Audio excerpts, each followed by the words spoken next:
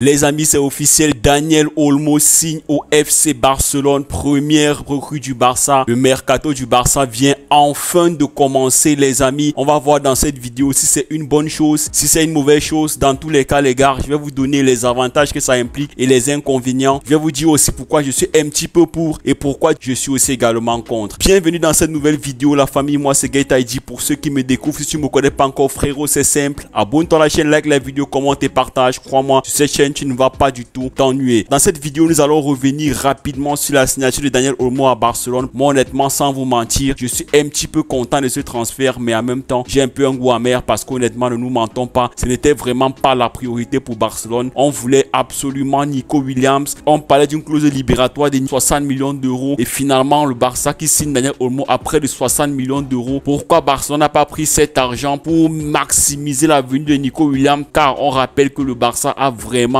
besoin d'un ailier gauche. Je crois que c'est la priorité. Nous le savons tous. Dans tous les cas, la famille, décryptons ça posément. La venue de Daniel Olmo au Barça peut avoir des avantages. Il y a beaucoup de joueurs au milieu qui sont blessés. Pedri, Gavi, Ansu Fati. Ça va également rendre l'effectif du Barça beaucoup plus compétitif. Mais n'oublions pas aussi que le Barça avait déjà une bonne équipe au milieu de terrain. C'est vrai que le poste de Busquets n'est pas encore remplacé actuellement au Barça. Mais on voit par exemple avec De Jong et Gundogan que le Barça peut jouer en double pivot. Ce qui est aussi une bonne chose parce que ça permet au Barça de pouvoir se projeter de l'avant en étant très solide derrière. Pour moi, ce transfert n'est pas une très bonne affaire pour Barcelone. Moi, je trouvais que c'est un transfert un petit peu piège parce que la porte à la pression du public, tout le monde demande à Barcelone de recruter. On veut des recrutements et je vous avais parlé également du fait que l'effectif du Barça est trop vaste. Il y a des salaires à payer, il y a des joueurs à dégraisser. Ce n'est pas encore fait. On signe encore des joueurs comme Daniel Olmo qui n'auront pas des salaires, je crois, minimes. On parle d'un truc comme 53 millions d'euros avec 7 millions de bonus. Donc, vous voyez que nous sommes dans les alentours de 60 millions d'euros. Ce qui n'est pas en train d'arranger les finances de Barcelone. Je ne sais pas comment Barcelone a fait pour trouver cet argent. Moi, je l'ai dit et je reste convaincu que le Barça aurait dû prendre cet argent et peut-être pourquoi pas investir au maximum sur la venue de Nico Williams. C'est vrai, Nico Williams n'a pas trop fait de sorties. Il n'a même pas fait une sortie concernant le Barça. On peut penser que c'est peut-être dû au fait que le salaire qui a été négocié entre lui et le Barça n'a pas été... N'oublions pas que Nico Williams a un très bon salaire du côté de l'Athletic Bilbao. Donc forcément, venir à Barcelone va impliquer qu'il baisse son salaire. Et je crois que pour lui, le fait qu'il a aussi son frère Iñaki Williams, il a peut-être été conseillé dans la mesure où on lui demande de rester à Bilbao. Je crois que c'est beaucoup plus au niveau d'une entente entre le club et le joueur parce qu'honnêtement, si le Barça a pu débourser 60 millions d'euros pour aller chercher Daniel Olmo à Leipzig, je ne vois pas pourquoi le Barça ne devrait pas payer Nico Williams jusqu'à présent parce que je crois que sa clause libératoire est à 60 millions d'euros. C'est vrai, j'ai entendu d'après les rumeurs que l'Athletic Bilbao a augmenté sa clause libératoire aux alentours de 70 millions d'euros. Mais jusqu'ici, je pense que c'était une clause qui était sautable pour le Barça. Je trouve également que 60 millions d'euros pour Daniel Olmo, c'est cher. C'est un bon joueur, hein, ne vais pas cracher là-dessus. J'ai fait tellement de vidéos ici où j'étais en train de vous dire que je voulais qu'il vienne à Barcelone. Je suis pas en train de mentir, ça c'est clair. On est tous d'accord là-dessus. C'est une bonne chose, tout comme c'est aussi une mauvaise chose parce que ça augmente les charges du club et ce n'est pas forcément le joueur que nous on aura voulu. À l'aile droit, on a déjà Rafinha, on a déjà Lamine Yamal, on a les Ferran Torres. À l'aile gauche, on a pratiquement personne. Qui va jouer là-bas, qui va dépanner? Ferran Torres, Ansu Fati qui est blessé. Franchement, ça se demandait si le Barça, en faisant ce choix, a aussi pensé à l'aile gauche parce que honnêtement, le côté gauche est pauvre. Il y a vraiment personne. Quand tu essayes de voir le 11 type du Barça aujourd'hui, tu ne vois vraiment pas qui tu vas mettre à l'aile gauche. Daniel Olmo m'a dit qu'il peut jouer aussi de ce côté parce qu'il joue un peu partout les polyvalents. Mais honnêtement, je trouve pas que c'est un joueur qui irait bien à l'aile gauche. On a besoin d'un joueur vraiment top mondial aile gauche. Daniel Olmo, c'est un joueur comme moi, je trouve qu'il est très bon en 10, mais pas en milieu de couloir. C'est vrai qu'on m'a dit qu'il peut aussi jouer en milieu de couloir,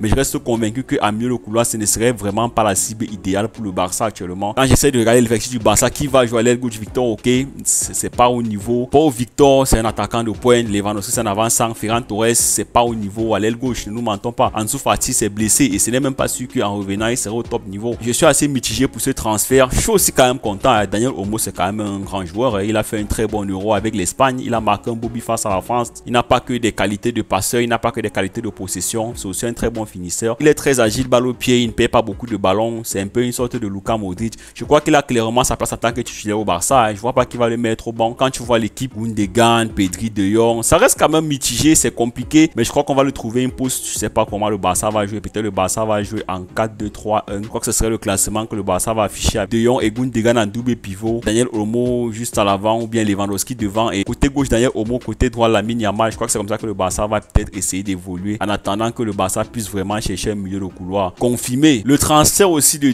Daniel Olmo ne me rassure pas aussi dans la mesure où on a un Fermin Lopez qui est en train de faire de très bonnes choses avec l'Espagne aux Jeux Olympiques. olympiques. Il est en train de monter un très bon niveau. Pourquoi le Barça ne met pas plus de l'impact sur ces jeunes, les donne plus de temps de jeu, les permettre de s'exprimer, garder au maximum l'argent et faire venir vraiment les joueurs qui seront importants pour la philosophie du club. Je vous le dis et je vous le redis, j'étais pour le fait que Daniel Olmo vienne à Barcelone. Je vous ai dit que c'était le joueur qui m'a le plus marqué à l'Euro. Je ne mâche pas mes mots, je suis d'accord. Je suis en train de parler dans la mesure où le Barça aurait dû faire mieux. On ne va pas cracher ce qui est en train de se passer, mais je pense que le Barça aurait vraiment pu faire mieux en faisant venir Nico Williams, honnêtement. Parce que 60 millions d'euros pour Daniel Olmo, ça c'est pratiquement le montant de la clause libératoire de Nico Williams. La venue de Daniel Olmo a aussi des avantages dans la mesure où il y aura beaucoup plus d'effectifs compétitifs. Personne ne va se reposer ses lauriers. Personne n'a sa place assurée. Les Pedri, les Gavi, les Gundogan, les De Jong. Personne n'a sa place assurée au milieu de terrain. Les Fermin Lopez même aussi qui sont des remplaçants et qui ont un top niveau et qui marquent également beaucoup de buts. On rappelle qu'il a marqué 11 buts avec le Barça la saison passée. Il a marqué 4 buts avec l'Espagne. Il est dans les alentours de 15 buts en une saison. Franchement, c'est énorme ce qu'il a produit. Moi, je pense que le Barça aurait vraiment dû beaucoup plus miser sur eux. Laisser peut-être Daniel Olmo peut-être pour la saison prochaine et beaucoup plus investir sur Nico Williams. On va pas refuser, on va prendre ce que le club nous offre. C'est vrai que Laporte nous a tendu un piège. Moi, je pense que ce transfert,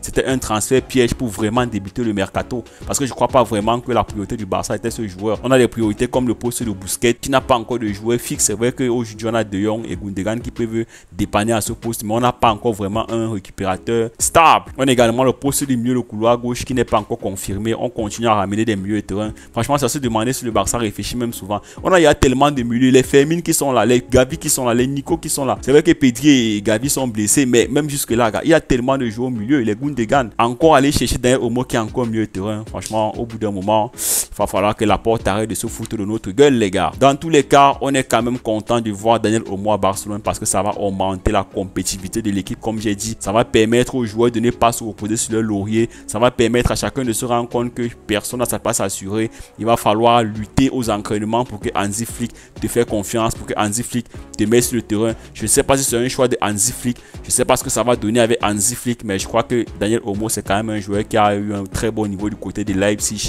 Il est intéressant. Il a joué en Bundesliga, un championnat qui a beaucoup d'intensité. Je crois qu'il est quand même assez préparé pour jouer à Barcelone. Je pense logiquement qu'il devrait s'en sortir sans problème. Voilà, merci la famille d'avoir regardé cette vidéo jusqu'à la fin. On a essayé de revenir sur le cas Daniel Olmo, sur sa venue à Barcelone. Nous sommes un peu contents de sa venue, mais nous sommes aussi un peu déçus de la gestion du club parce que je trouve que le transfert est cher. Je trouve également que Laporte aurait dû prioriser Nico Williams. Dans tous les cas, on reste patient, on attend, on ne sait pas. Peut-être que le Barça va signer Nico Williams aussi parce que jusqu'à présent, Deco a la pression de Laporte dans la mesure où le Barça veut signer les deux. Je ne sais pas comment ils vont prendre l'argent. Je ne sais pas ce qu'ils vont faire des joueurs qui sont encore là, qu'il faut dégraisser, des Lenglet, des Sergio Dest et tout ce qui va avec. Dans tous les cas, la team, merci d'avoir regardé cette vidéo jusqu'à la fin. D'ici là, portez-vous dans un rendez-vous pour une prochaine vidéo. Ciao, peace.